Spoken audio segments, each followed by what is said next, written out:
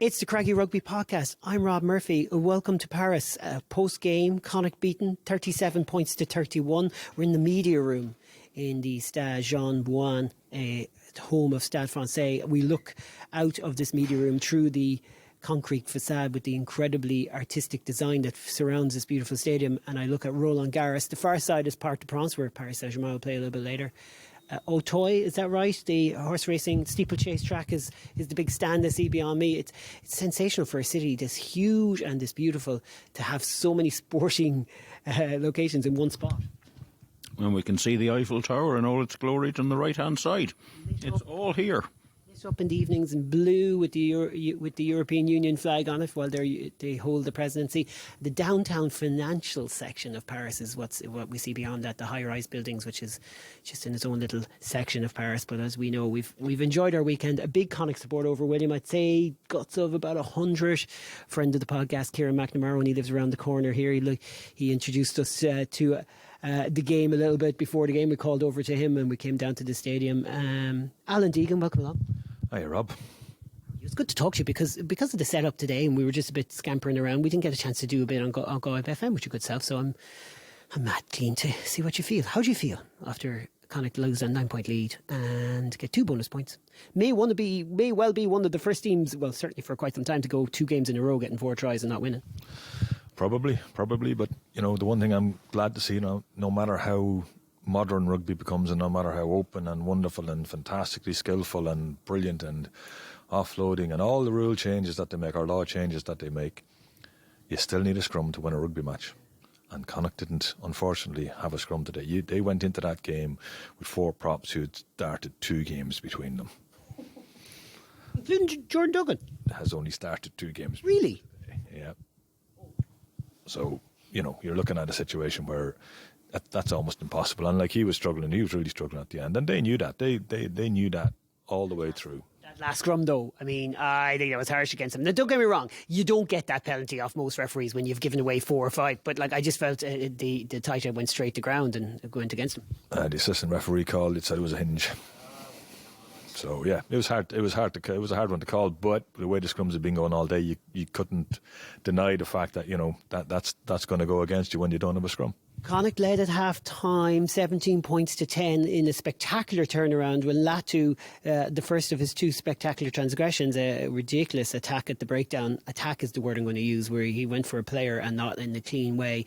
Possibly lucky not to get a straight red for that, but anyways, a yellow is probably just about the right call. Then he comes back on the pitch after half time and, foul and abusive language is what they call it in football. Straight yellow card. Wayne Barnes didn't even hesitate. So down to 14 men for 32 minutes. You thought they're done, but Connacht made that a 22-minute disadvantage when Conor Oliver got sin bin laid on. Connacht 17.10 lead. Did go up as much as a 9-point lead at one point. I'm going to try and see if I can guess what that score was at that point. I think it was 31 points to 22, something like that. They led by 9 anyways. And then Stade just turned it around and won the game in the end. Let's get some post-game clipboard for William. He needs his details. I think we led by 11 points at one stage. We led by 11 points at one stage. Well, look, we'll leave all that in the podcast because, we're tired. These things happen. Hey, here's some post-game interviews. Pete Wilkins, because Andy Friend didn't travel, all the different disruptions that you can have in these nowadays, close contact situations. So he isn't here.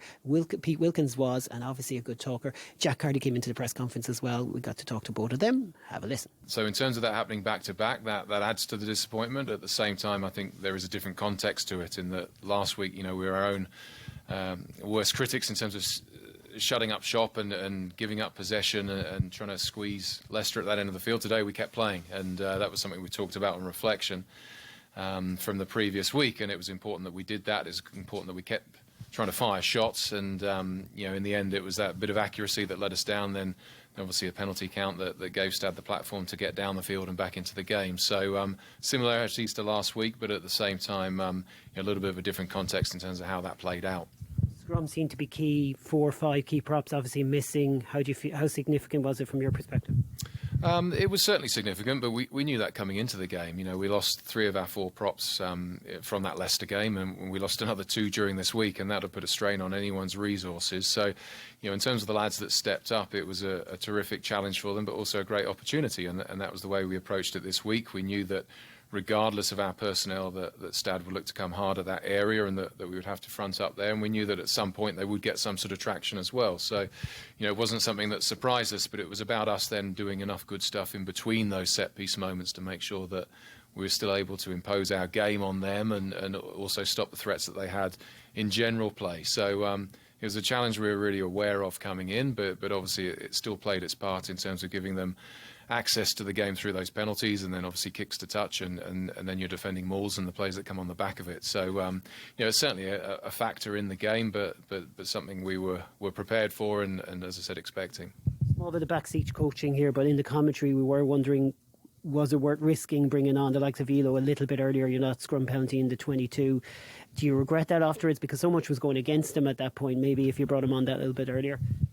I think it's a challenge. We always review those substitutions and the timings of them and the nature of them. I think, you know, for us at the time, we felt we felt in Geordie and Greg that they had a feel for the game at that point, and an understanding of what Wayne Barnes was looking for around that set piece. So it was important for us to keep listening to Wayne and make sure that we were you know, giving as clear pictures as we possibly could in that. You know, at the end of the day, does putting a different person in there change the picture and maybe give you a bit of a clean slate? Perhaps, but at the same time, I think for us it was about trying to sustain the good pictures that we were trying to paint at the set piece, and then hope that if we got enough out of that, then on the back of that we could play. So, you know, we'll certainly look at those substitutions, but as I said, for those 2 boys, for Geordie and Greg to start as they did with the preparation that they had, just tremendous credit to them, and I thought they showed an enormous amount of commitment and bravery to front up and play the minutes they did.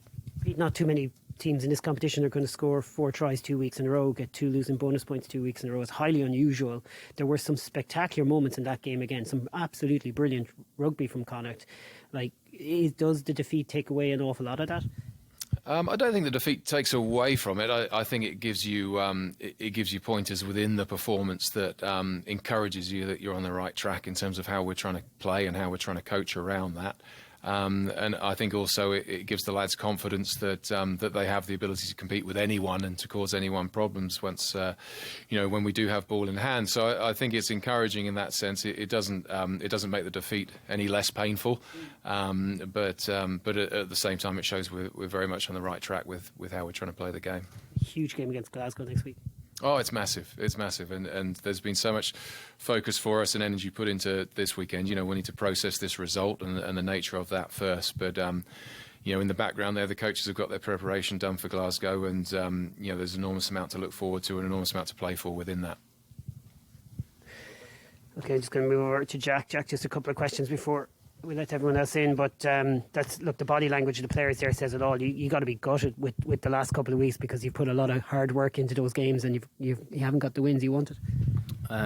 Yeah, I think so. Look, if you, as you said there was elements of our attacking play which were phenomenal. As Pete alluded to, the manner of the defeat was probably a lot different to last week, and we continued to play rather than shut up shop. So there's a small bit of growth in that, I think. The unforced turnovers that you would have saw, they'll think something that we'll look back on. But you know, we obviously lost quite a lot of players during the week, and I think the fact that the fellas who came in definitely stood up and fronted up. So we can take the positives, I suppose, from that aspect, but it doesn't take away from the disappointment of the last 2 weeks. Yeah, Jack, there's always in sport, we do tend to find the easy narrative, and the easy narrative here is Connacht have let big lead slip twice. Is that becoming a trend? All those kind of questions. How would you push back against that? No, I wouldn't see that. As I said, it's the manner of the defeat was 2 completely different things. I think if it was the same thing this week, where we look to maybe, if we continue kicking the ball like we did last week, that would have shown that we may have not learned the lessons from last week. We spoke about that on the pitch, to continue playing, which Pete said is what we did. So I think you can read into it and say, look, we've lost big leads in 2 weeks in a row. We'll look back at that in terms of our decision making when we're on the ball, but the manner has probably been a bit different. great achievement to get to the knockout stages, but the balance is it's only 1 win from 4. I'm sure you think there's a lot more in this Connacht team from a Champions Cup perspective. Yeah, and that's what we spoke about. Look, if you look back across the 3 games, you potentially could have won all 3 of them. Definitely the last 2 weeks, Leicester away. And we'd be right up there. I think what us as a group we need to do is we need to learn from that, and especially with the next stages of this being 2 legs. Obviously, every point in the game is going to be massive, so that'll be important for us. Look, let's if everything goes to plan, and it's most likely going to be Leinster. Like, keeping in mind maybe something crazy is going to happen after we talk, but if it is Leinster, what are your thoughts on that? Yeah, that's exactly what you want. You want to be playing against the best teams. If you want to progress, you're going to find them some way or play them some way. And I think, look, we've played them down through the years. They'll know us quite well, and we'll know them quite well. And they're the games you want to play in. They're the games I want to play in. It's obviously no tougher task than playing them, but with that, we'll take confidence in what we can bring to it. It's highly entertaining watching you play. Is that what you want to bring every week, or is there a bit more pragmatism coming down in the next few weeks in the URC? No, that's how we play.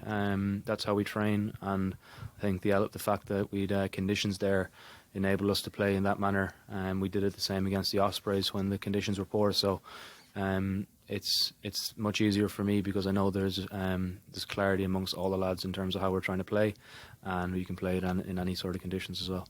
Thanks, Jack. Coming up a bit later in the podcast will be Lindley McKenzie, but right now she is toiling away, as you might expect. The harder work than we're lucky, William. We get to, once we close shop on the commentary, do an interview, we can sit back and we can relax. Yeah, we can until we have to do the podcast. No, well, that's true. We are doing the podcast. We are still working. Some thoughts, lads. I mean, 1 win from 4 means that I think we can safely say it isn't the greatest Champions Cup game Connacht ever had, but it's definitely a massively significant one because it's, in all logic, a breakthrough one because they're into the knockout stages. Reformed, different type of knockout stages or not, they're in there. Yeah, they are, and it's the same record as Stade have, and they're delighted to be through. They're not worried about that. Their coach just said it. He said that's up to the EPCR. They make the rules. Yeah. He said he did celebrate it at the end. They were very proud. Because he made the point that some teams have qualified were getting full points for not playing games. But he said, that's all I'm saying about that.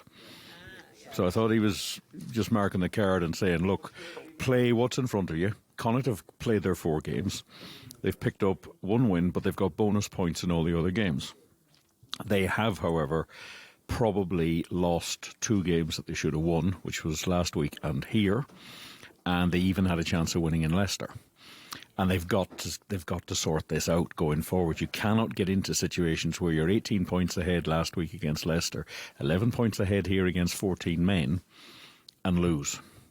Carty said, listeners have just heard it, different situation though, felt like we still kept playing this week, whereas last week we caved in, or not caved in ourselves, I don't want to misquote him there, but we didn't come out of our shell, if you want to paraphrase him. I'm sorry for not being as accurate. Do you agree with that? Do you think it was a bit different this week? It was a little bit different this week, but the body language wasn't any different. No, underneath the post now they looked a bit shook. Yeah, and it's all well and good playing nice, attractive rugby, but you've got to win. This is a game for winners. It's not about losing games. They need to tighten up in certain areas. They need to think better. They need to be more pragmatic in what they're doing. There are players making offloads, players making decisions on the run that are just too much. They're not even 50-50. They're 30-70s. When they come off, they're great. But when you don't get the job done, you lose. What's your thoughts on that, Alan? Because I just to expand on what William's saying, I saw that defensively as well. Players just bursting out of the line. And also, the inevitability of Stade having that line out 50 metres from our line. You just felt the try was coming. But that's not what Connacht were up until December in this campaign. Their defence was strong against lineouts and strong overall. It just looked brittle enough in the last couple of weeks.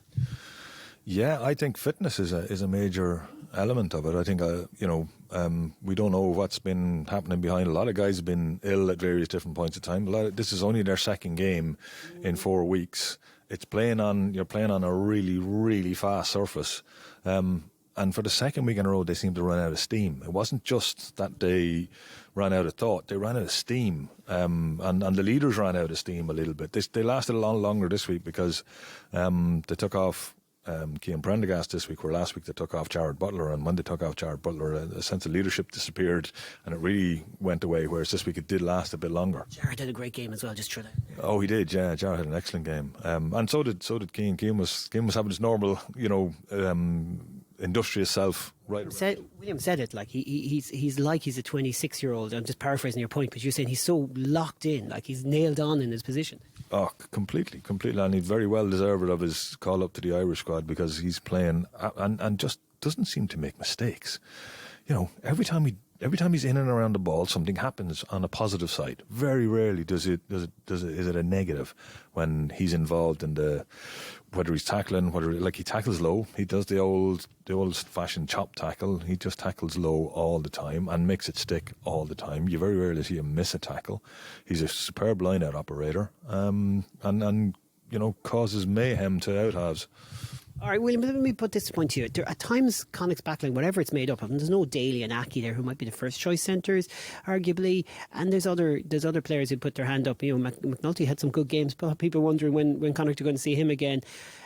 But even the guys who started there, O'Halloran, Arnold, Farrell, Wooten, Hansen, Carty, Blade, there were times when they looked absolutely brilliant. You get the feeling that it could go either way with the way Connacht are playing. It just needs to be more complete.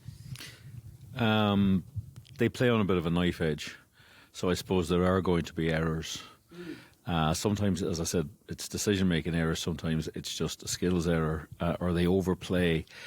Defensively, they badly missed Bundy Aki and Tom Daly in the centre today. I wouldn't say that Tom Farrell and Sammy Arnold defence is perhaps not their strongest point. That's just the way it is. Jack Carty has turned himself into a very decent defender. He also tackles properly. He gets down low, protects himself. Caelan Blade worked hard there. I thought Mac Hansen had a great game. He did. And it was more basics this time, just every time the ball was kicked to him, he punished them. Yeah, he seems to have a plan. He seems to have an idea. He makes his tackles. He did a couple of clear-outs as well.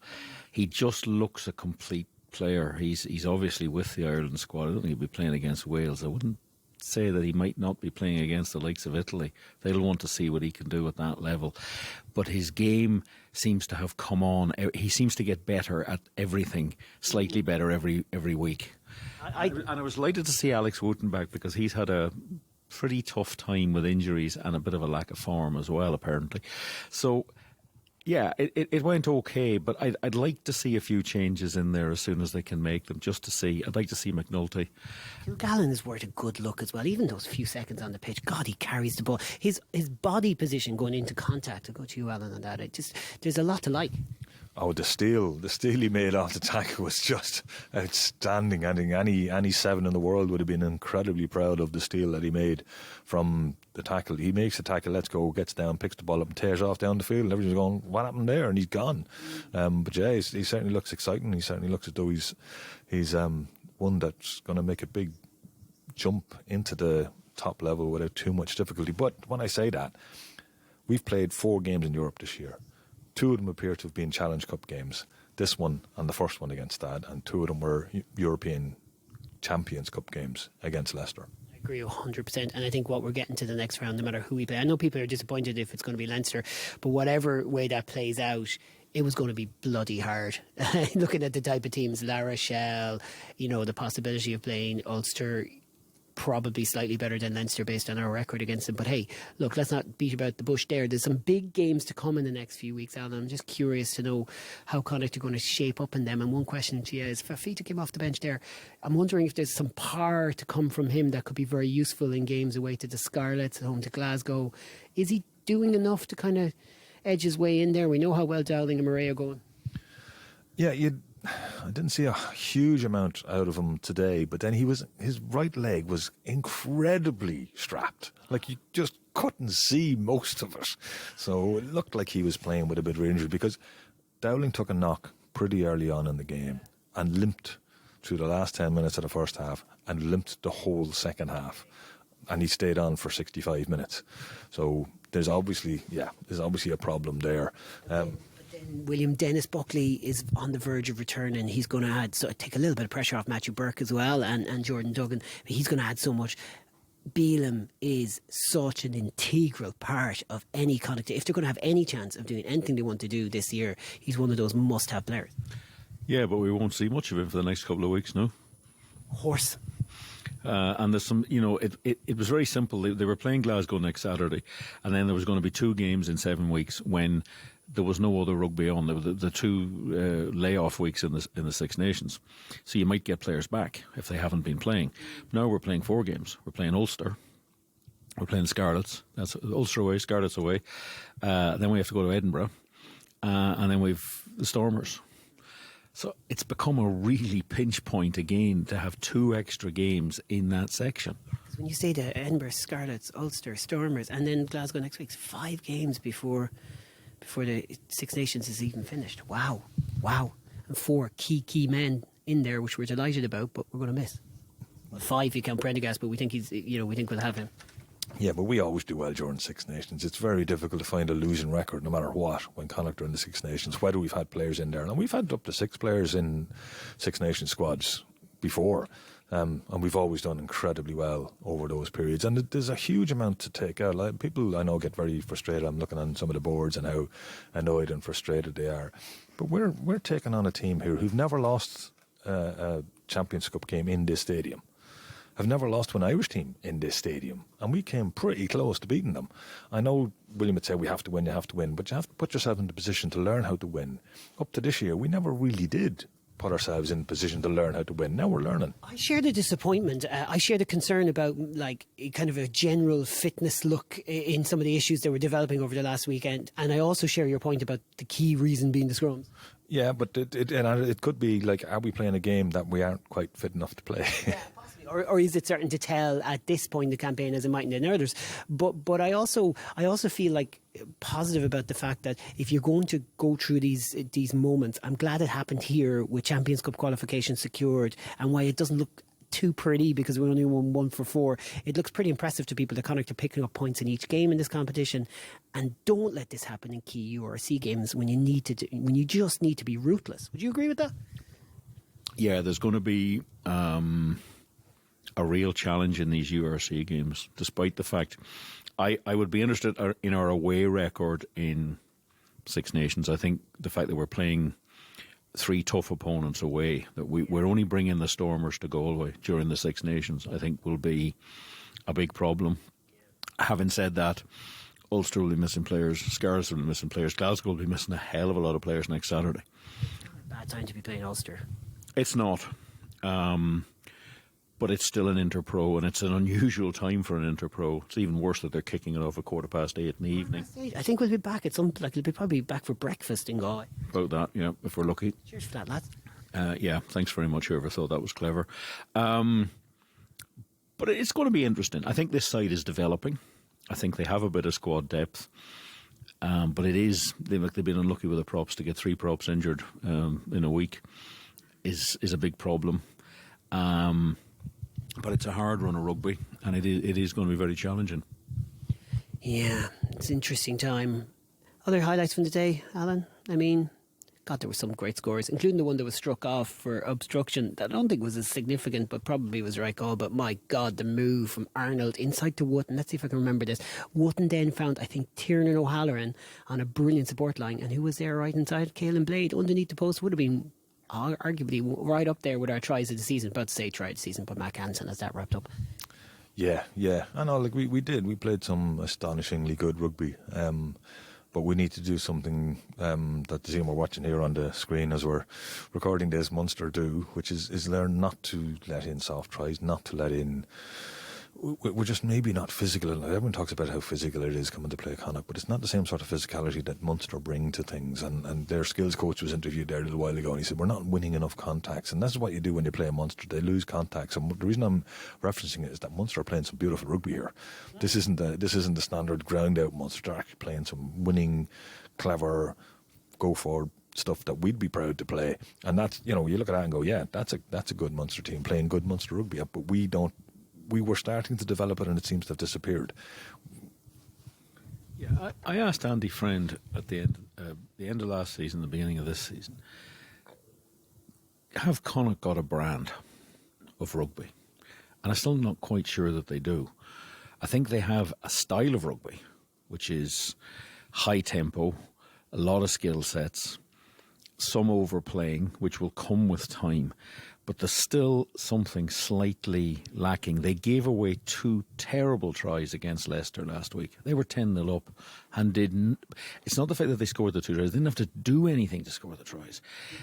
Most of Stade's tries today, they actually did have to work for it. Yes, they did. But you have to make them work. You can't just hand away points.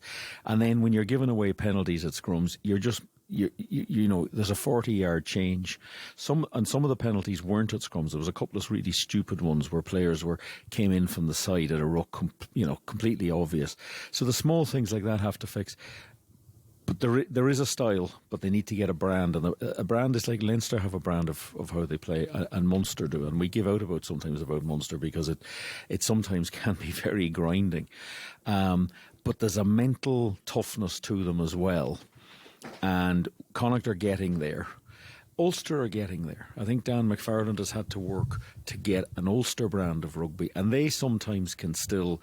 Last night they won 34-31. That game was a bit harum-scarum as well, but they are getting better.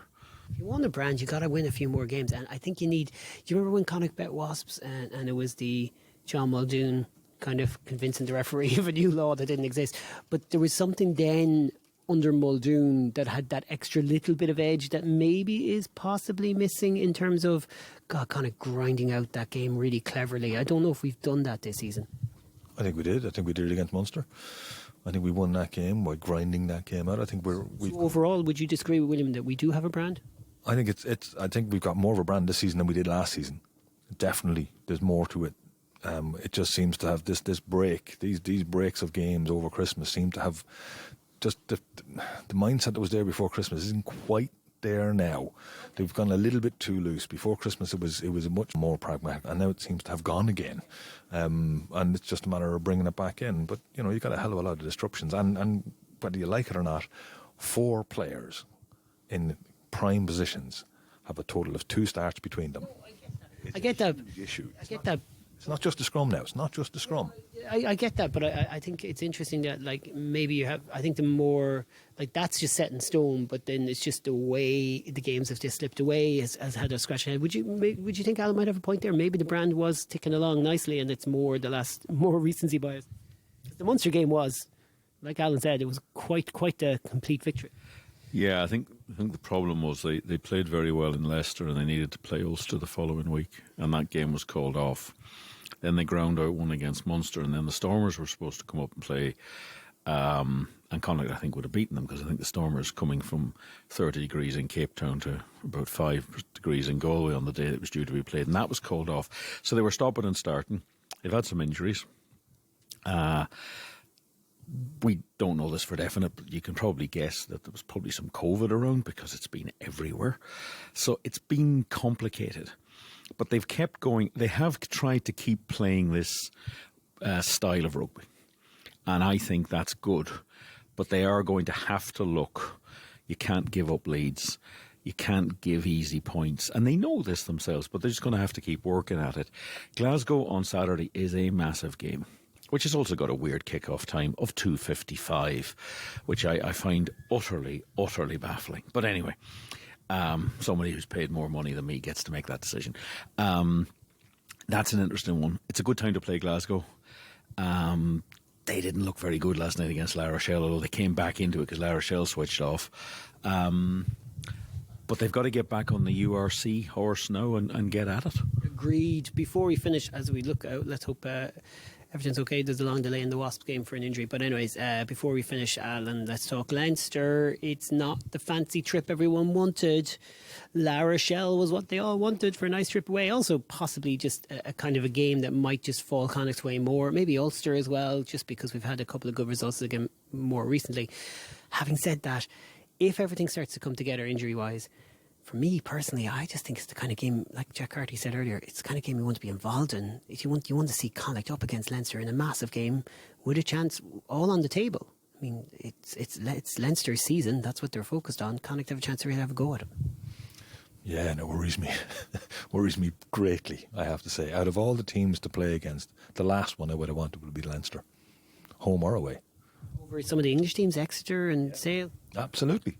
The English team. They're a better team. Leinster are the best team. But at the same time, I don't see this Connacht team is nowhere near good enough to win the Champions Cup, in my opinion. And I think that's not like the most controversial statement in the history of the world. They've a long way to go. So I just want to see how they square up. I don't think we have anything to lose. As long as the URC form's good, like if it's a heavy defeat, then we can really learn something. And if it's not, if it's a kind of really, really good performance, against that they did in the first half and then fell apart in the RDS, then we'll see. Yeah, well, I have an awful feeling of dread. But like I said, what's the dread though? If it is 2 50-point tumpence, like what does that do? It means that we're miles and miles away, and we need help. Does that not mean we're just going to learn, and you're better off learning that way than fooling yourselves with some of these kind of like stories of Connacht have made the Champions Cup knockout stages, aren't we great? Well, if you're going to lose by a huge amount to Leinster, then we might actually really know where we stand. Yeah. It's just to me, what I'm worried about is that it's home and away.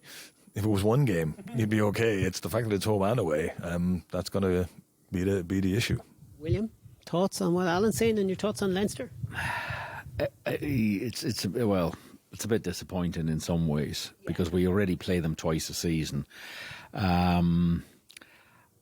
It'll be interesting to see. There's a potential, I suppose, for Leinster to maybe think they might move the game to the Aviva if they think they would get a crowd. I suspect. Just to be clear, their home leg to Aviva, and obviously Connacht are going to say it's No, I can't see Connacht going through that again. I think they'll get as many people as they can into the sports crowd.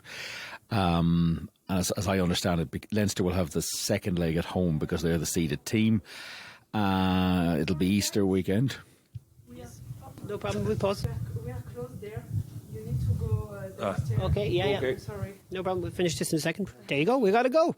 Well, we had to change locations, as you heard there. So to finish the point, we were just walking through. Alan's pretty clear on Leinster's, or on the draw against Leinster being just such a disappointment. From the perspective of the challenge that is awaiting Connacht. And William, I just wanted to get a bit more of your thoughts on that. Like, how are you feeling about it?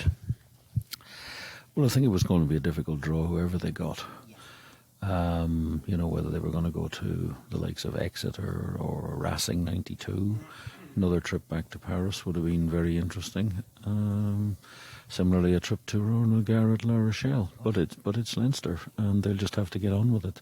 A lot of rugby to be played before that happens. I think the French teams, like Racing and La Rochelle, obviously are competing for high honours. I think Leinster are stronger than the two of them, to be honest, but only mildly. It's much of a muchness, but I think there's a bit of uncertainty when they play Connacht, and it opens the door for us to really perform well in those kind of fixtures. It's also, fans love the trips over there, but I think the problem here is, how are Connacht going to shape up to them? Yes, I hear the fear. Yes, I'm sure there's a lot of people out there with real sense of, oh my God, this is not the fixture we want.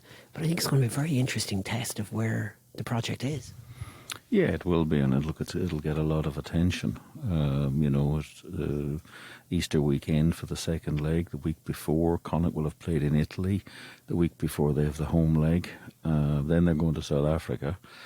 And if they don't beat Leinster, then they're going to have a nice long wait until nearly the third or fourth weekend in May before they play the final game of the URC.